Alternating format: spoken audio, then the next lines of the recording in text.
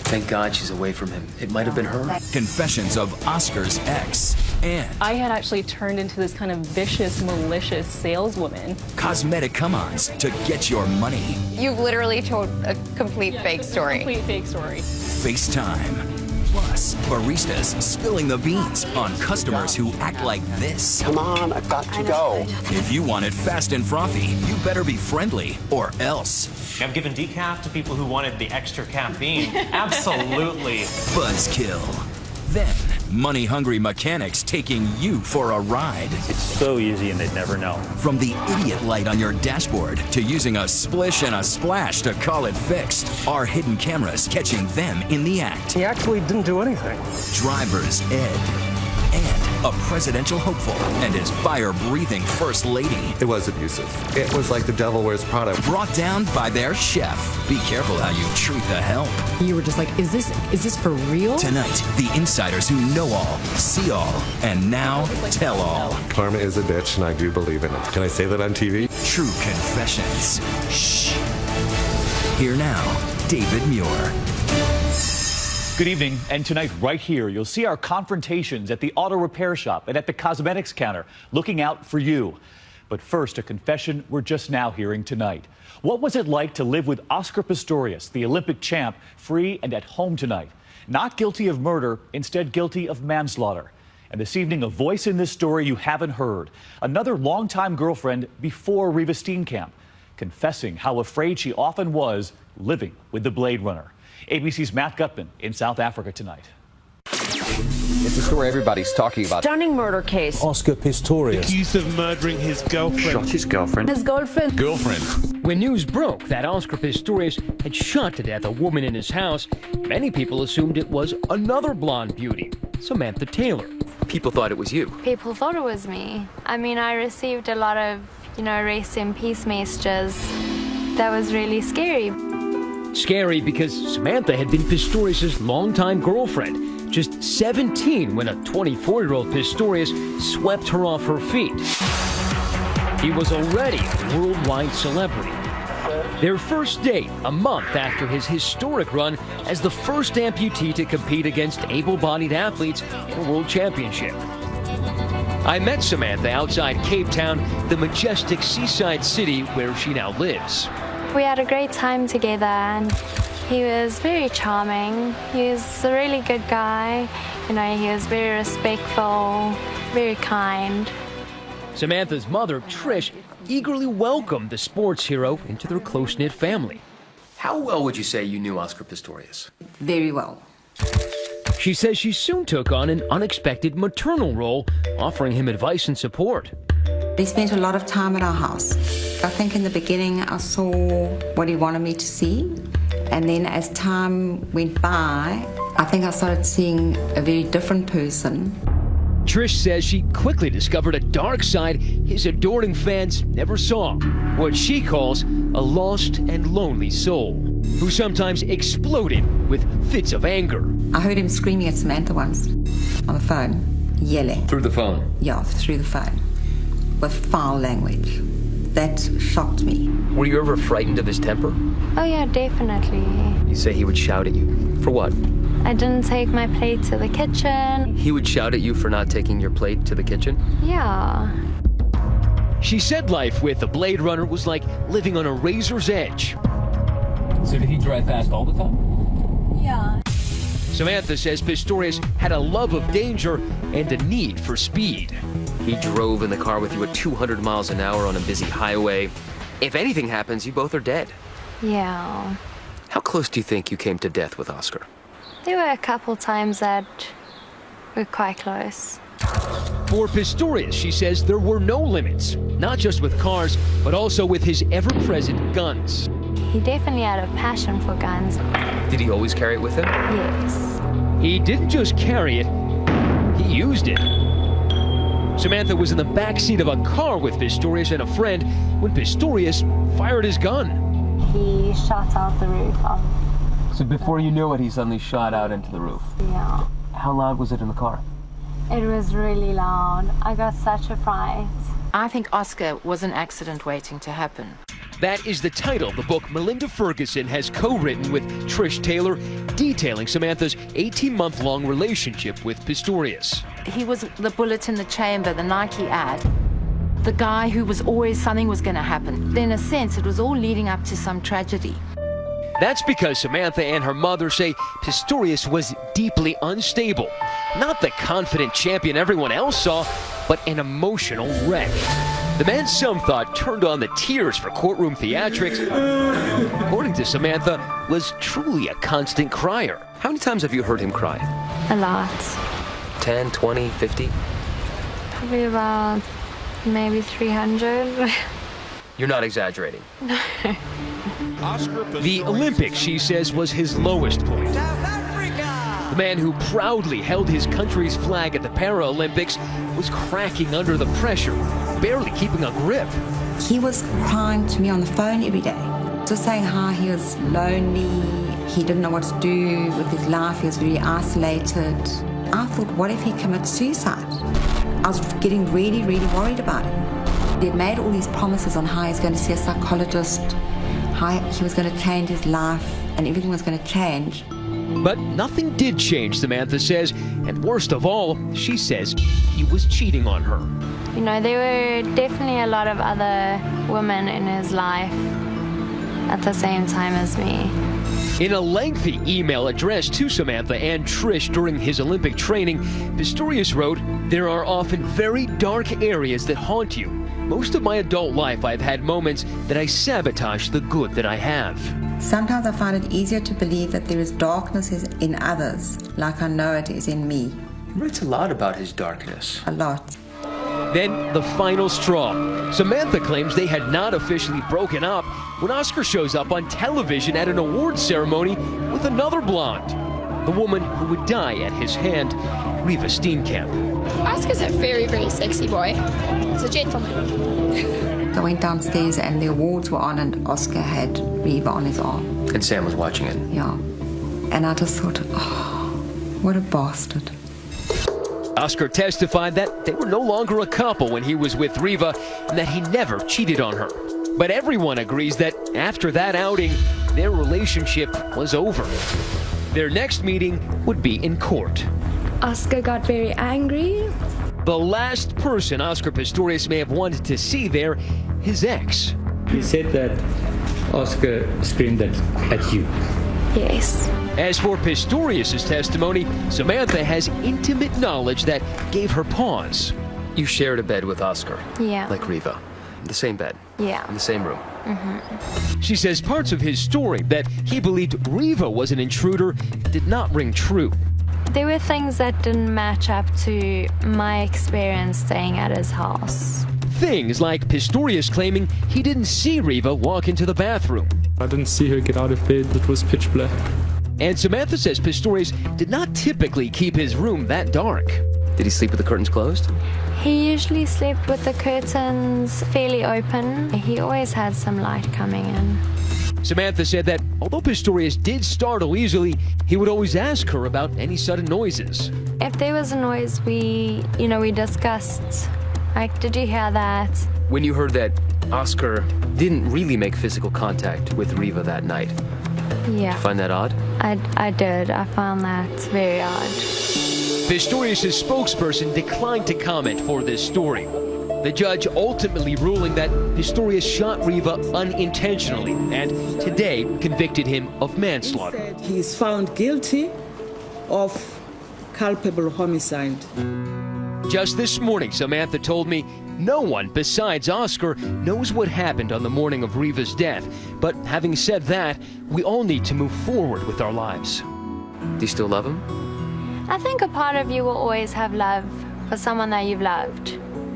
But I think that, that was a chapter in my life and that chapter's closed.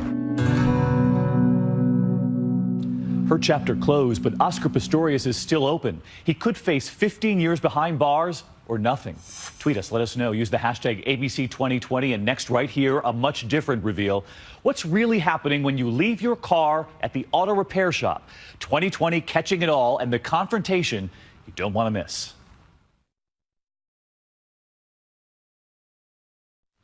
We're back now, and what really happens when you drop off your car at the auto repair shop? Are you being taken for a ride? Our camera's rolling tonight, and Gio Benitez catching some mechanics right in the act. Stephanie Wash is making the drive that every vehicle owner dreads, a visit to the auto mechanic to fix a problem under the hood. But in this case, Stephanie is actually an ABC News producer, and her Infiniti SUV has been equipped with an optional accessory, our hidden cameras. 2020 is going undercover at auto repair shops to see if what our confessor says is true, that there are way too many mechanics out there who are willing to take advantage of their customers by doing unnecessary repairs. You're a bit at the mercy of whoever's opening up your hood and looking at it. Joe the mechanic should know. He's been fixing cars for more than 40 years. We've agreed to put him in a disguise with Hollywood makeup and not use his real name. In exchange, Joe agreed to tell 2020 about the dirty little secrets of his trade.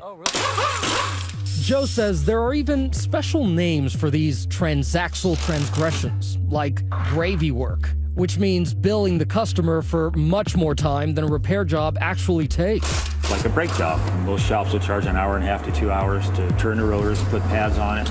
If you're good and got good equipment, you can do it in 20 or 30 minutes. That's gravy. You're doing it in less time, but you're getting extra money for it. That's right. Joe says another inside trick that some mechanics use is the so-called wallet flush, where a routine oil change can turn into something much more expensive. An $18 oil change.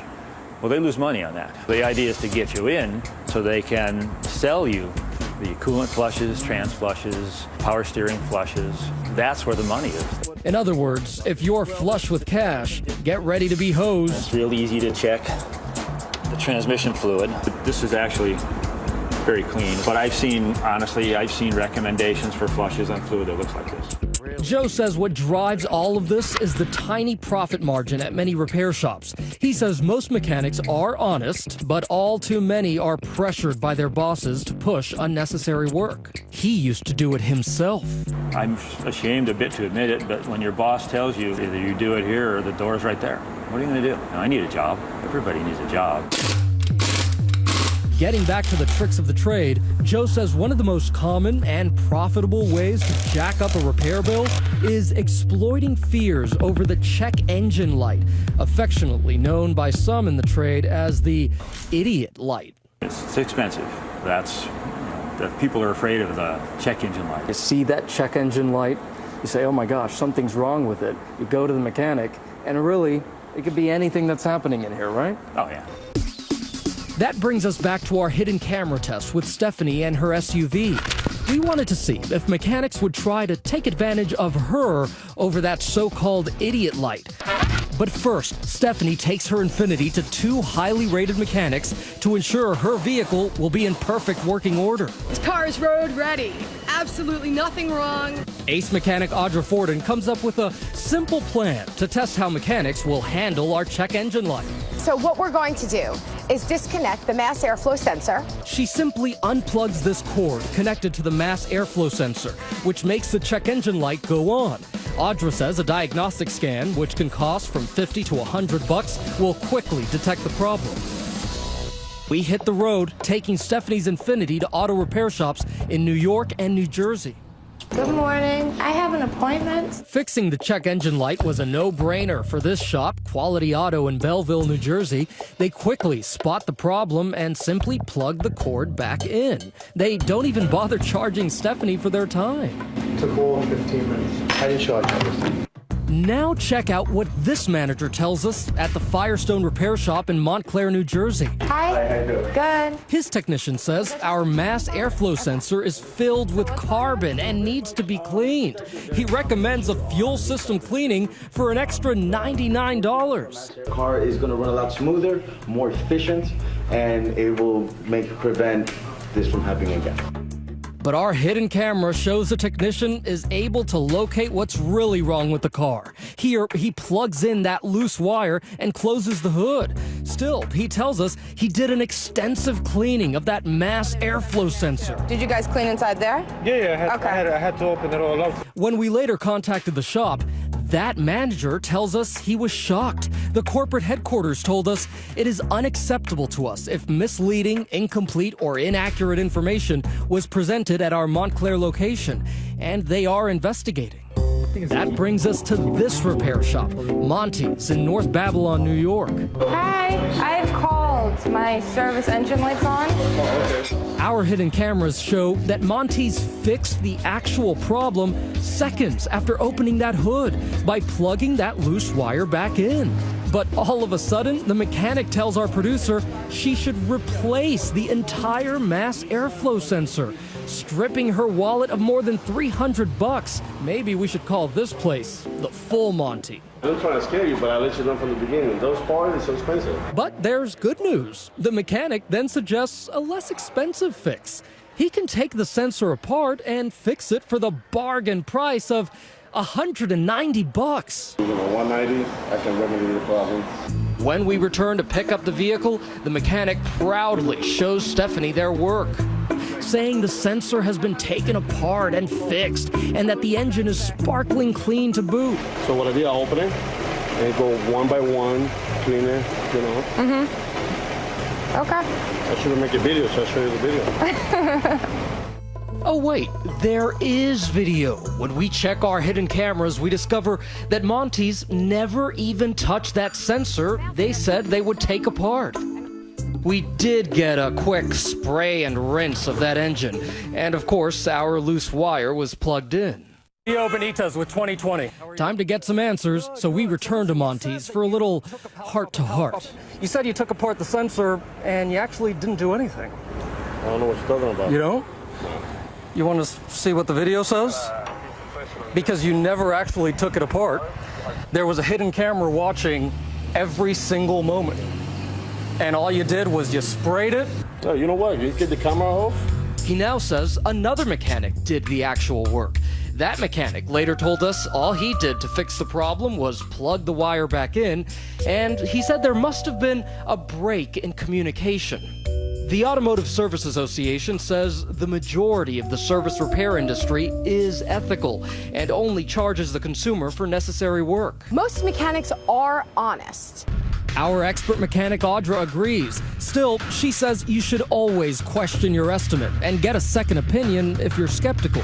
By the way, if you think it's only women who are vulnerable to shady mechanics, think again. Women are preyed upon because it's assumed that they don't know anything. When in fact, the dads of today don't know very much about cars either. And she has some very simple advice. Read your owner's manual. That would solve a lot of problems because you would have confidence. Why do people take advantage of you? Because you don't know. Don't let them. When we return at the makeup counter for a different kind of making up. It's amazing. This is very exclusive.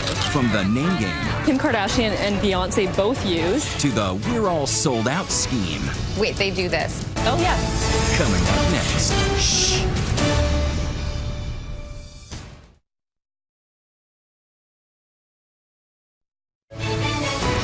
'20 continues with confessions at the cosmetics counter. Here's Rebecca Jarvis.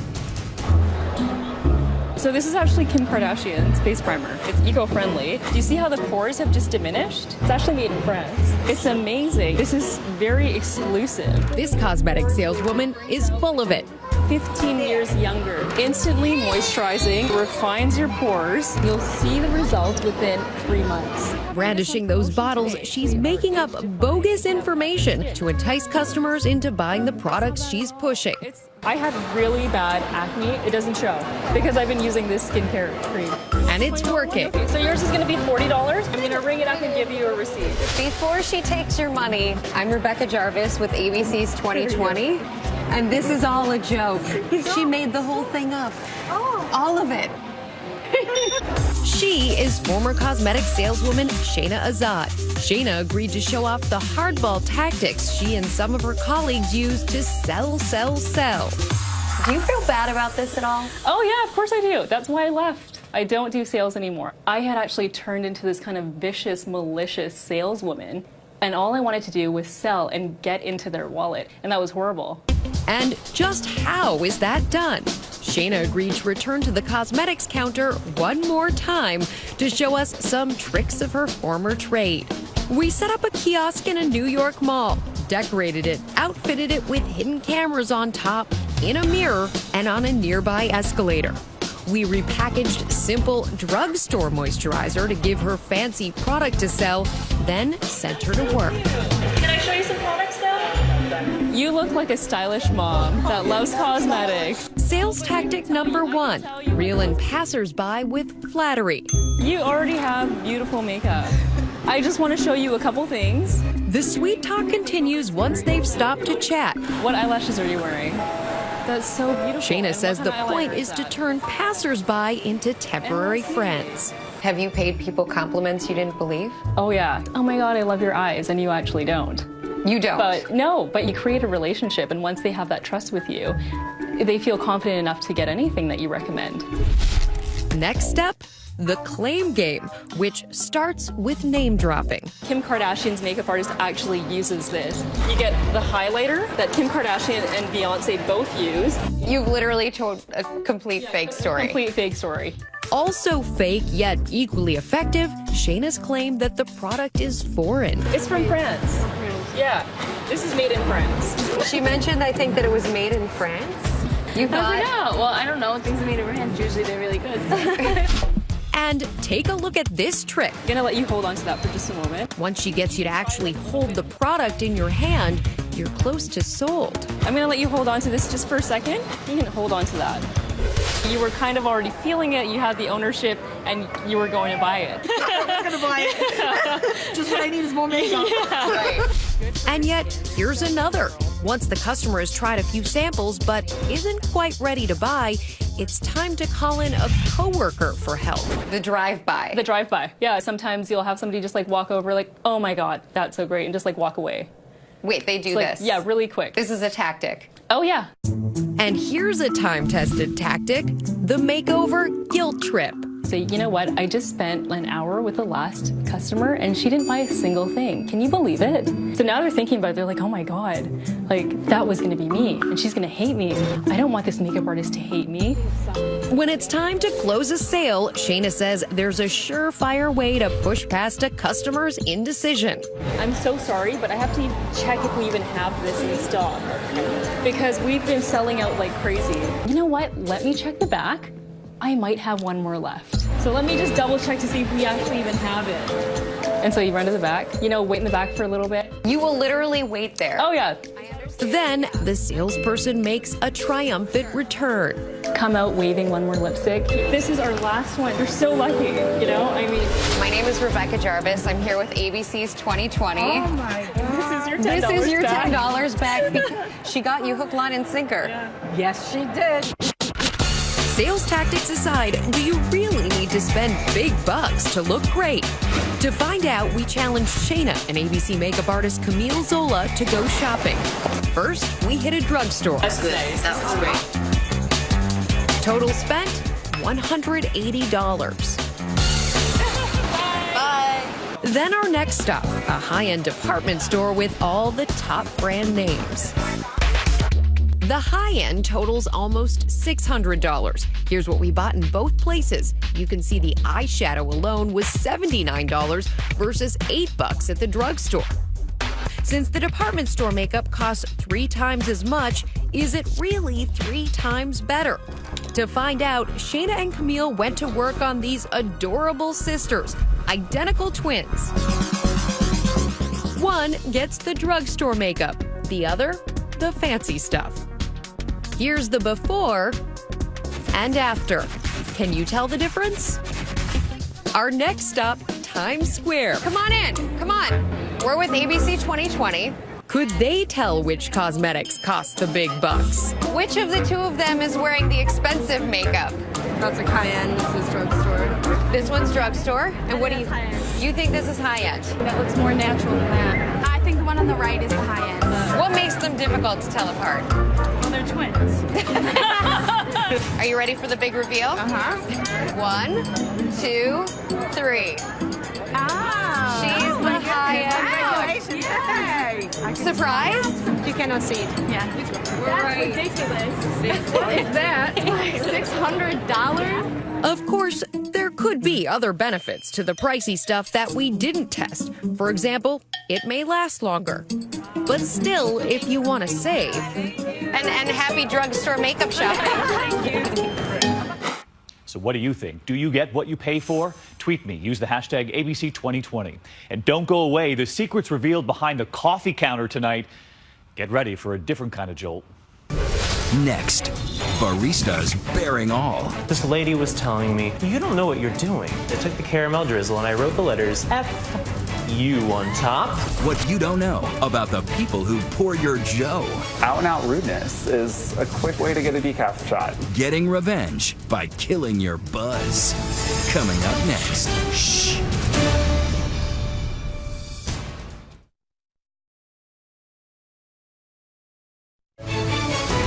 '20 continues with confessions of a coffee maker. Here's Nick Watt. The most valuable traded commodity on earth. Coffee. We want it early, we want it fast, we want it now. And beleaguered baristas get paid on average $8.66 an hour to deliver fix after fix after fix. Baristas are basically drug dealers. Former barista Haley and current barista Max say you and I are the addicts. So when the, junkie comes to get his fix, he's not going to be super polite. He's just really focused on getting what he's there for. So Max and Haley created this video. It's a parody of I Dreamed a Dream from the musical Les Miserables. Wait your turn and stay in line. We all have a place to be. Now I shall drink the drink. They call themselves Les Miserables Baristas. It was all my pent-up sadness and frustration, and I took it to a creative outlet. There's one instance in which this lady was telling me, you don't know what you're doing. And so I went ahead, took the caramel drizzle, and I wrote the letters F-U on top. And then there's this guy. I had a customer threaten to stab me one time. Let's call him Bill. He still works at Starbucks and writes a blog called Your Barista Hates You. He insists on full disguise because he fears he'll get fired for spilling the beans. Our number one tool in the arsenal is definitely the decaf button. They'll decaf you when you ordered caf. Just out and out rudeness is a quick way to get a decaf shot. They will steal your buzz away from you. I've given decaf to people who wanted the extra caffeine. Absolutely. See, the problem for a barista, though, is that you're out in the open. You're not back in the kitchen where you can spit in the soup. If someone's being particularly, rude, you can add little extra charges. Like normally, if you say, I want a latte with caramel, vanilla, and chocolate. The barista could charge you just once for a wee dash of each, or if you're unpleasant, charge you 3 times. That's like $1 difference, at least. So, you're being nice, you're not going to get decaf, but how do you get the most caffeine possible, maximum buzz for your buck? Apparently not with this. The Frappuccinos are mostly ice, very little coffee.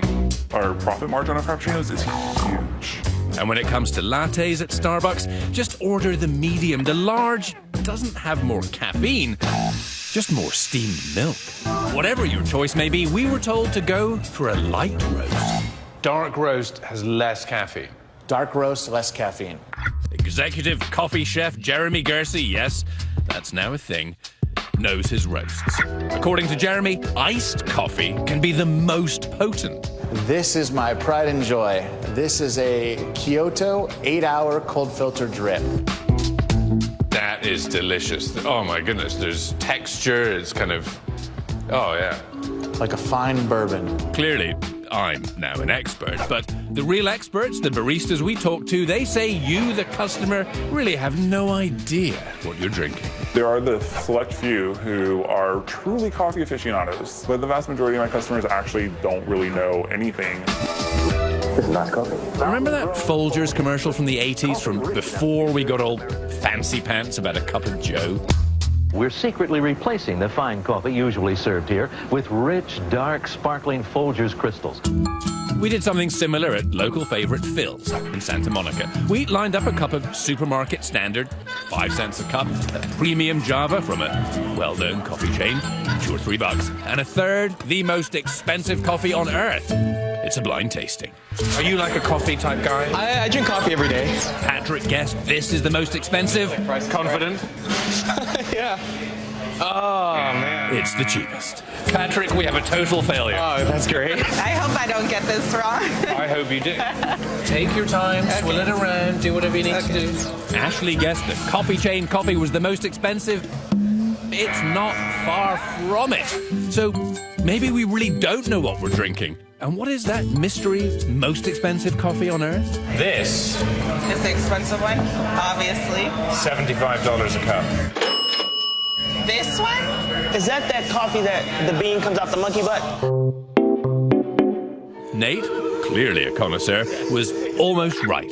Indonesian civet cats eat coffee berries they ferment inside and out poops the beans. That has depth, character, warmth, subtlety. It's wrong, but it's right.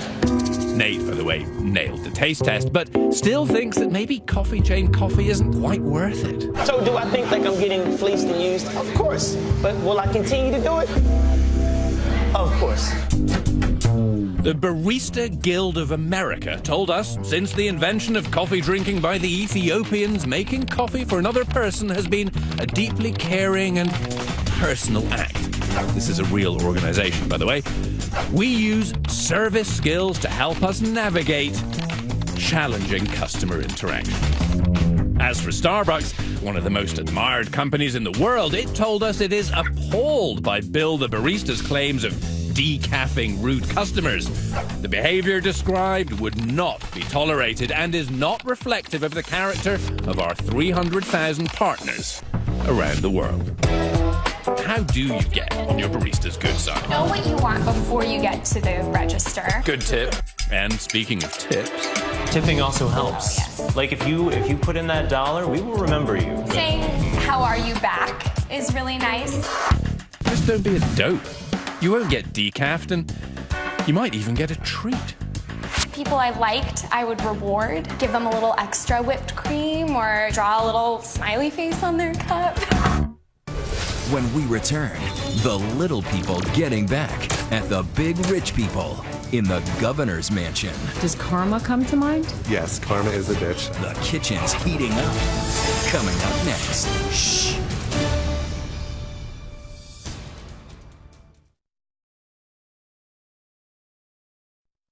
Well, tonight, don't mistreat the help. Confessions from a high-end chef now, watching his boss's every move.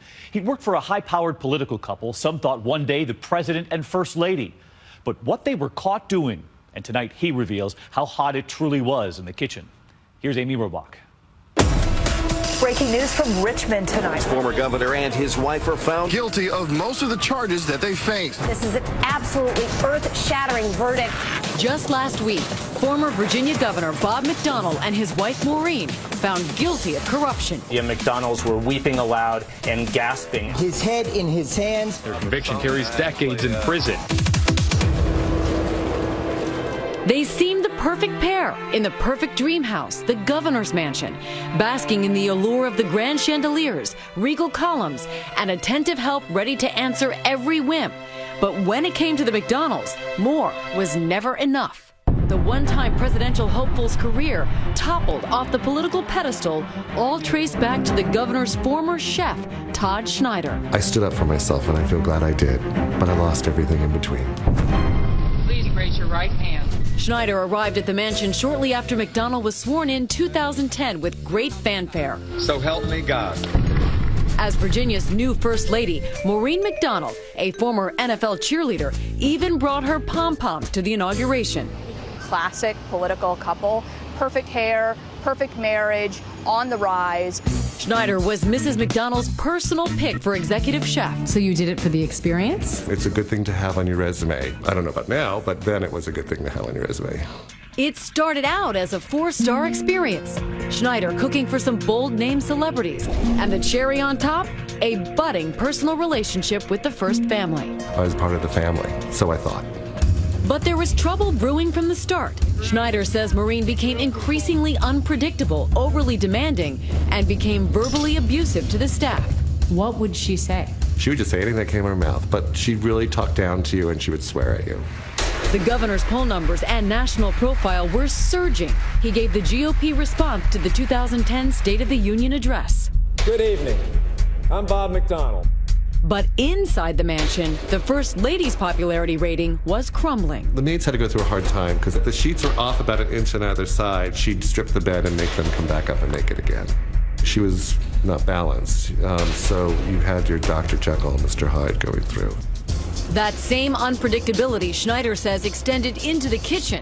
The governor had a habit of throwing last-minute dinner parties with custom menus. When the mansion's kitchen didn't have the requested food, Schneider had to rely on supplies from his own catering company. I had to call my restaurant, and I had to say, I need all this food, bring it down to me, and then I would give them the food. And we were invoicing them.